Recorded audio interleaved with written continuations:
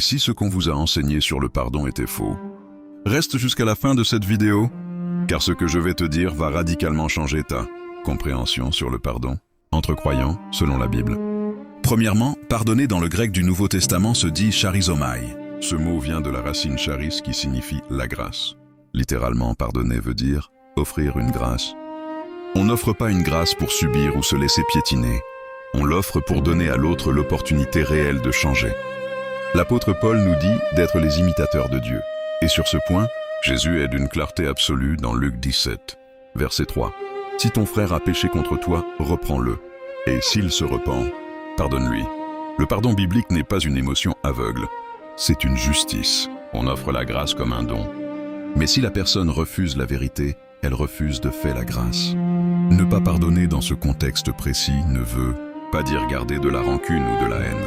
Cela veut dire protéger son propre cœur d'un cœur qui a choisi de rester endurci. La Bible nous exhorte d'aimer nos ennemis.